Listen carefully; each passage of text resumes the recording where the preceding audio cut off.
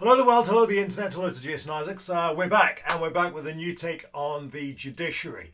And I'll explain exactly what I mean by that when we come back after the introduction. So see you all in a minute. Cheers.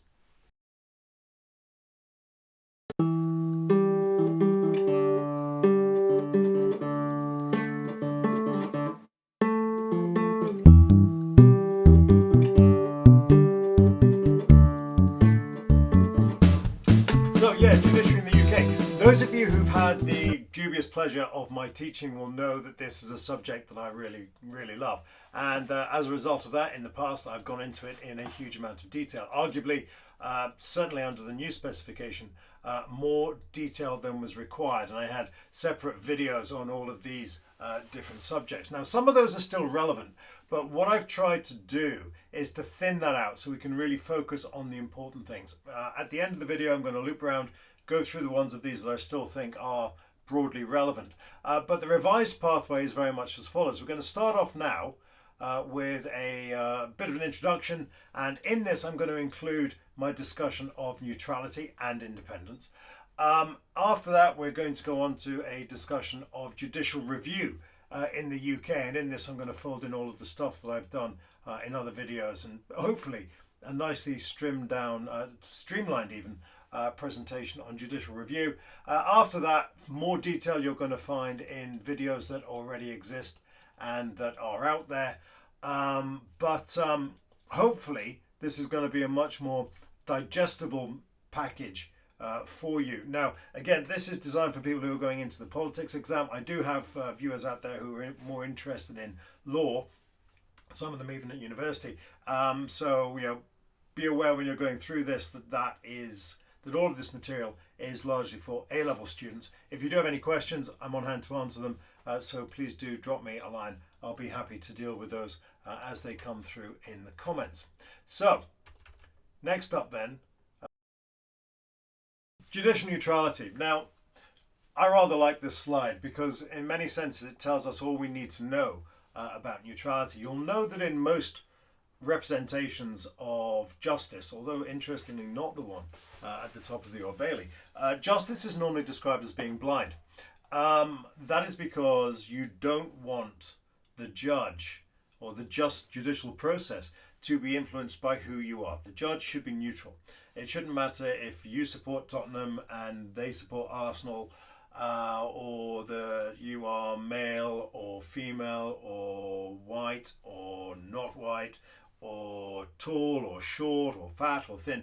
None of these things should affect the outcome of a particular case. The justice comes into this neutral, and effectively the key phrase is that they are blind. So we would argue that justice is normally blind. We can see here that this particular justice is not blind, and so they are tipping the scales. And so quite clearly this judge is not neutral, and this is not a judge that you would want. If I went into a court as the defendant wearing my Tottenham shirt, and there on the desk of the judge was a little Arsenal mascot, I would not be massively happy. So, judicial neutrality is the idea that, as it says there, the judicial function should operate free from bias. It should be impartial. Now, a word out there to the students: biased is the adjective that comes from bias. Bias is a noun. You exhibit bias, and therefore that makes you biased. But that's just me thinking of all the teachers out there who have to mark your essays. Justice here does not take sides. It's neither Arthur nor Martha nor fat nor thin nor male nor female nor short nor tall. Justice is entirely neutral. Now, in the UK, how is that achieved? Now, those of you who've been following my videos for a while will know that I like to approach things from this tripartite model, the structural, rational and cultural thing. And I just think that this gives you an into any particular essay. It's not prescriptive, but we'll see how it works in this particular issue. So, when we're looking at how is judicial neutrality maintained in the UK? Well, structurally, we know that it's not a political institution. What that means is that the people who are sitting in the benches, the people who are dispensing justice, are there on the basis of merit and not on the basis of their politics. Now, those of you who've done the United States or are going to do the United States immediately, you can see there's a big contrast there between the UK and the United States, where the United States, almost all, and certainly more senior judicial appointments are political, and you can see where that gets you. But in the UK, we have that structural gap between the political and the judicial function, in that the people who are sitting in the judicial function are there on the basis of merit. And again, we have the Judicial Appointments Commission that was created by the Constitutional Reform Act in 2005. And what that means is that those who are going onto or into judicial service are doing so because they are the best person for the job, not because they support that particular person or that particular football team or whatever it is. But rather they are there on merit. Now, prior to 2005, the government effectively appointed all judicial positions. That didn't mean that they were biased, but it was complicated. And what we've tried to do here is we've tried to observe the principle that it's not enough for justice to be neutral, it has to be seen to be neutral. And so we have a process whereby our judges are appointed on the basis of merit, not on their political beliefs. And again, big contrast there with the United States.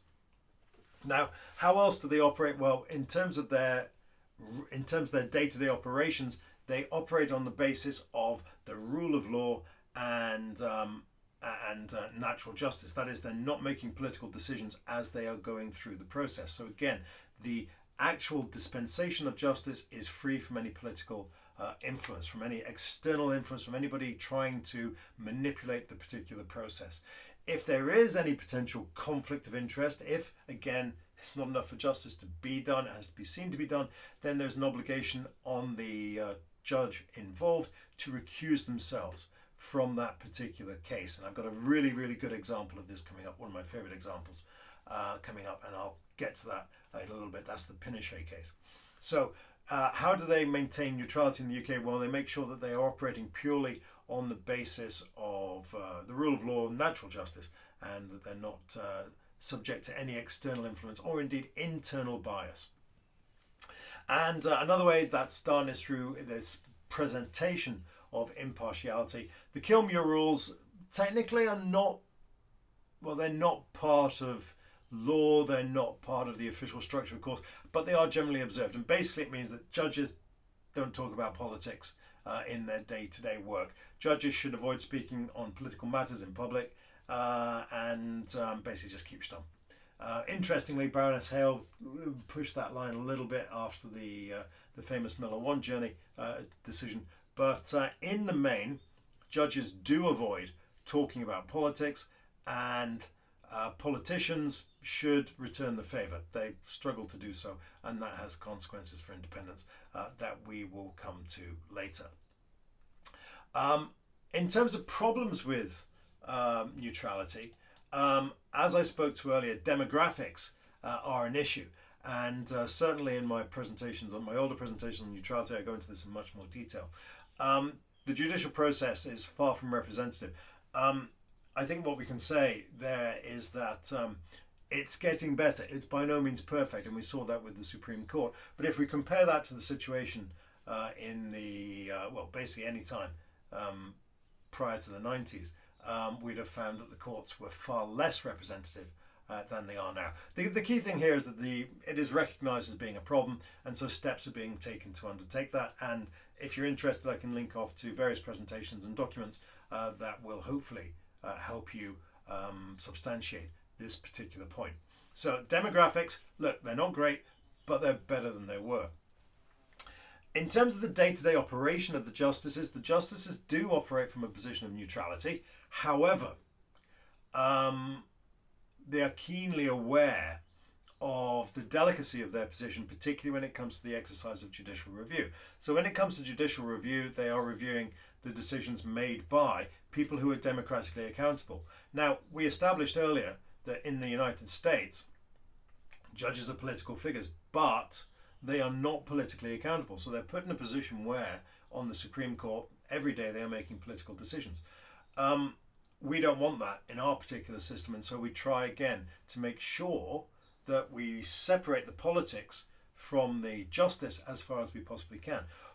What that means is that when there is a benefit of the doubt, when it looks like it could go either way, the judges will give the democratically elected officials the benefit of the doubt because they don't want to be the ones making a political decision. The argument is, if it's a political decision, if it looks like it's being a political decision, then that is for the political sovereigns to resolve. And of course, the political sovereigns are us. If it's the benefit of the doubt, then we give that to the people the courts will try to give that decision to the people we've chosen, because it's our job to hold them accountable and not theirs. That is actually written into the Human Rights Act. In the Human Rights Act, there's an obligation on the courts to interpret legislation in a way that it is consistent with the Human Rights Act. So if, in the course of the exercise of judicial review, the courts decide that a law is incompatible or inconsistent with the Human Rights Act, then it manifestly has to be. There can be no grey areas at all. Because if there is any wiggle room, if there's any way that the courts can force that legislation through the Human Rights Act or to reconcile that legislation with the Human Rights Act, then there is a statutory obligation on them to do so. Something seems to be reflecting on the camera. Hopefully that's not distracting anybody too much. So, legal framework gives the democratically elected officials the benefit of the doubt. That would seem... I don't know what that is. That has implications, I think, for the neutrality of the courts, but they are effectively biased in the right way, in that they are trying to uphold the democratic decisions that we as the political sovereigns have made. The problem is that because other mechanisms of redress of grievance, particularly taking it to your MP, because the other mechanisms of redress of grievance are profoundly limited, your MP being neither independent nor expert nor neutral, what happens is that judicial review is increasingly used as a resource of redress of grievance, and that keeps dragging the courts into areas where they will be making political decisions, or where it might look like they are making decisions that are political in their nature. So hopefully that's given you a decent overview of the areas of judicial neutrality.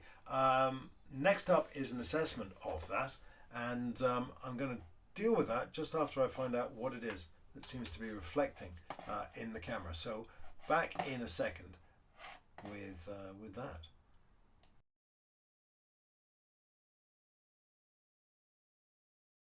Okay, so a few issues with things flashing in the garden, but they're hopefully resolved, so we can look again at assessing the judicial neutrality in the UK. Question: to what extent can they be considered neutral? Neutral? Yes, they are. Certainly more than they were. Getting better. And again, we can always contrast it with the United States if we're looking for an example of an apolitical, of a biased, politically biased judiciary. Here's an example I often come to when talking about judicial neutrality. For those of you who don't know, that's Augusto Pinochet, former dictator of Chile, and allegedly a very unpleasant person, very powerful and unpleasant person indeed. He came to the UK for heart surgery in 1999. When he was here, various groups sought his extradition to Spain to face charges of complicity in the disappearance and murder of Spanish nationals from Chile during his administration.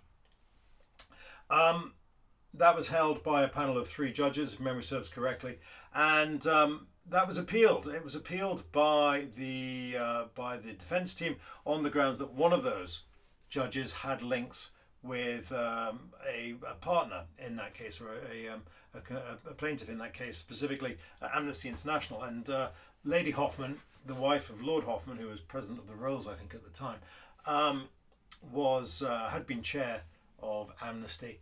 And the defence case challenged the neutrality of the board. Now, I had dinner many years ago with Lord Hoffman, and I bottled out of asking him why he didn't recuse himself from this particular trial, because it's not saying that he wasn't neutral. The problem was that this was always going to come up, and you might have thought, well, look, I know perfectly well that I am neutral. However, this is going to be used against me, so I'm in a lose-lose situation. So either way, Lord Hoffman didn't come to that conclusion.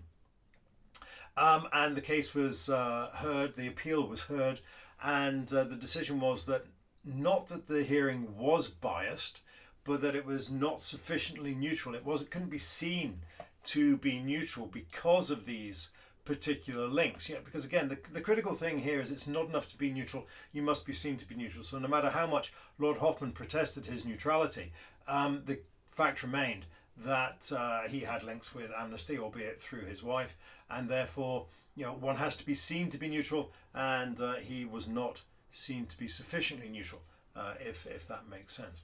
Anyway, let's get on with the case. I mean, there are instances certainly where there has been more egregious and obvious examples of bias in the judiciary. And going back to the 70s, you can think perhaps of the Jeremy Thorpe case and the case of the Mangrove 7. Into the 80s, I always remember Lord Archer, where the presiding judge said, would a man of such standing as Lord Archer and with so fragrant a wife as Lady Archer consort with a common prostitute?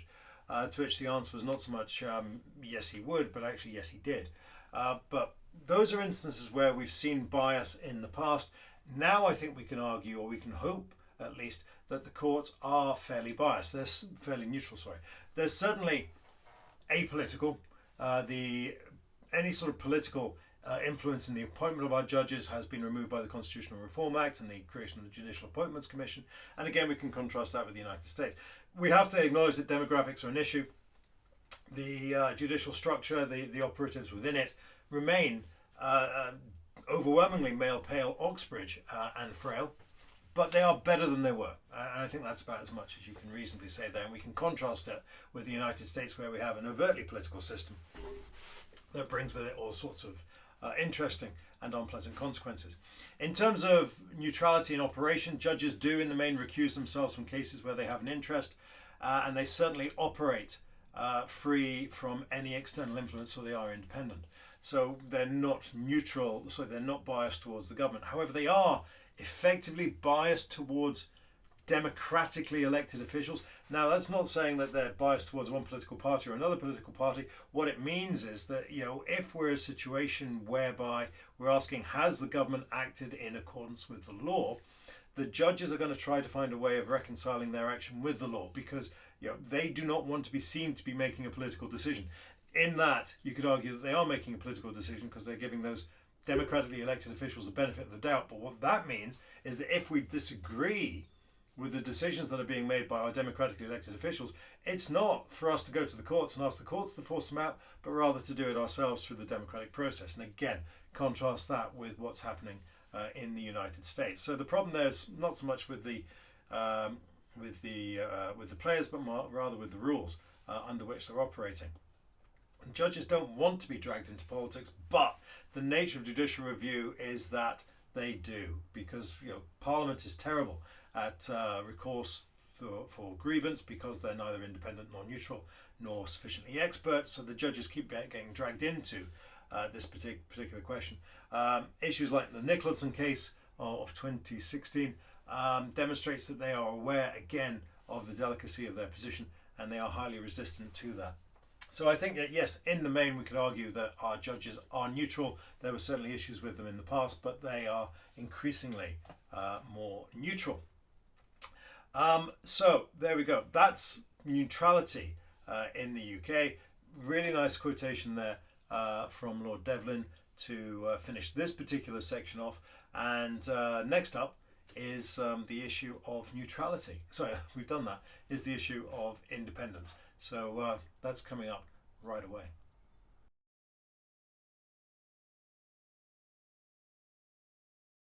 Right, so we're back with independence, and we're going to follow the same sort of rational, structural, rational, cultural model. And again, starting off with a little cartoon there that I think exhibits the issues we're dealing with incredibly carefully. Who is pulling the strings of our justices? If someone is pulling the strings of our justices, then quite clearly they are not independent. And again, we talked earlier about the judges in the United States and the way in which they are clearly political.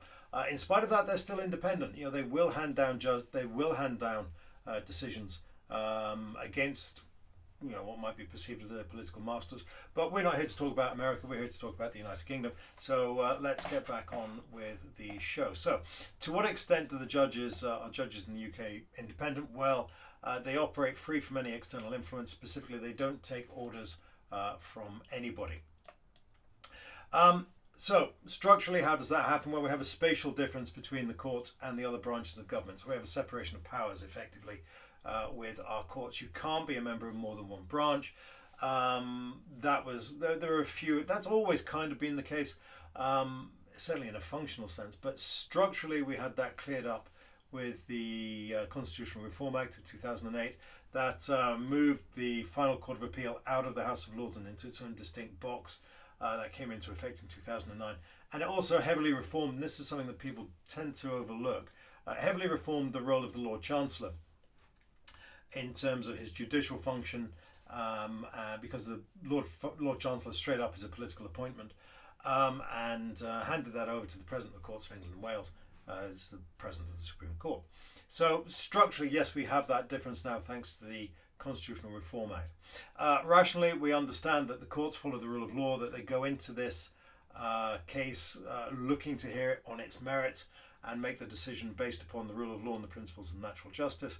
And that is in the main respected. So culturally, we do have a situation where you don't have day-to-day reporting on cases as you do in the United States. I'm speaking at the time of Trump's indictment, and when he does ultimately, should he wind up in court, then we'll get a blow-by-blow account of that as that goes through. That doesn't happen in the UK. We only hear afterwards.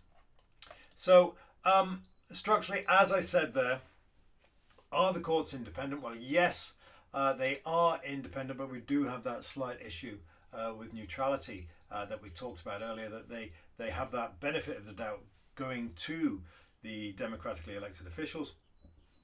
And two other points there: the Attorney General, who is the government's solicitor, who superintends the Serious Fraud Office and the CPD, Crown Prosecution Service, she is a political figure. And the Crown Prosecution Service is a very, very interesting system in that it is not neutral because it seeks to serve the public interest. And in doing that, it has to ask normative questions rather than strictly positive statements. But getting dragged into the weeds there, I would rather not go there. Rationally, yes, they are entirely independent. The issue, I suppose, really is that they can only uphold the laws that Parliament gives them. So if we look at LASPO, Legal Aid Sentencing Punishment of Offenders Act, the interesting thing there is that, yes, our courts are independent, but if you don't have access to justice, then how's that going to help you? Because, of course, legal aid, the provisions describing or allowing legal aid were dramatically restricted by LASPO. And again, with the Dissolution and Calling of Parliament Act, the Section 3 of that made the exercise of powers under the royal prerogatives specifically outside judicial review. So the courts are independent. Yes, they are. You can't kind of argue that they're not.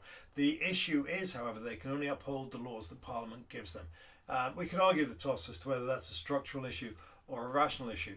But what I've just tried to do is to break these things out in a way that's more or less intelligible. It's probably more structural now that I look at it. But anyway, it doesn't really matter. Cultural, we have that issue of people not seeking to influence decisions in court. If you seek to influence a decision in court, you will be held in contempt of court. Politicians are often warned of being held in contempt of court, David Blunkett being a memorable example, but that very rarely happens. The last time I remember somebody being held in contempt of court, and I know it's happened since then, but was the trial of Jonathan Woodgate, where the father of this poor chap who'd been beaten up by Lee Boyer and Jonathan Woodgate gave an interview to a Sunday paper. So that's the postman and that excites the dogs. So yes, it's you are not supposed to influence judicial decisions. The issue, I suppose, with that is that judges are often challenged or criticised for the decisions they make, and they do at that point have very little way of recourse. This follows the decisions made in two cases, I suppose, that are coming up right now. I look at Miller 1 and Miller 2, two very clear examples where we see the judges handing down decisions that really upset the government, thereby demonstrating their independence. So the judges were free to make these decisions without fear or favour, and thereby they demonstrated their independence. Sorry about the barking dogs. So, assessing judicial independence, to what extent are judges in the UK independent? Well, they are. I think we have to argue that judges in the UK are independent. And the way we would argue that is that we have that spatial distinction. Such bias as there is towards our democratically elected officials, and the Attorney General and the CPS are not independent. Courts don't take instruction, however they can only uphold the legislation that the Parliament gives them, and again LASPO being an example, the Serious Organised Crime Police Act, all of those sorts of things, and those will of course have political agendas behind them. Culturally, judges do tend to stay out of the spotlight, but politicians and the media don't necessarily respect the other side of that equation. And one final word I think on independence, and I hand over now to Lord Steyn, who in his Attlee Foundation Foundation lecture in 2005 was highly critical of the then Chancellor Charles Clarke. Charles Clarke fails to understand, Lord Steyn said, that the law lords and cabinet ministers are not on the same side. That is really irritating. Sorry about that. Anyway, you can read that in your own time, hopefully without the distraction of barking dogs. And that's nearly it for now. Just before we finish, I will sort of revisit the sort of general structure of where we are. As I said, those were the videos that I did have, and it kind of broke down into this sort of pattern. We had our introduction, we had neutrality, we had independence, then had 2 videos on judicial review, and then I go into the Human Rights Act in much more detail. I look at the relationships between the branches in that courting controversy thing, and then I look at this really, I find fascinating, deep dive into life sentences, where we can look at the relationship between the courts in the UK and the courts in Europe, particularly the European Court of Human Rights in Strasbourg, and how that relationship and how much more nuanced that relationship is than is often portrayed in the press. Then I do a deep dive into Shamima Begum. That's one of my more recent videos. And then I've linked to Miller 2, a deep dive into Miller 2 from the Law Weekly by Marcus somebody. I can't remember exactly who it is, but it's a very, very good video. So what I would suggest now, if you're following this structure, is that, we've just had this particular one. This is neutrality and independence. The next video is on judicial review, and then you're more than welcome to drop into those other videos as you feel the need for them, to help you understand the way in which the courts operate in the UK and the way in which the relationships between the branches in the UK is very much determined by the law, and the way in which that is upheld through the process of judicial review. And that's probably about it for now. Next up is judicial review, so I'll see you back on this channel for that. Don't forget to like and subscribe. Tell your friends if you like it. If you haven't liked it, let me know that as well. I'm big enough to roll with that. But do like and subscribe, and any questions you've got, put them to me in the chat, and I look forward to answering them as they come through. Take care now, and all the very best.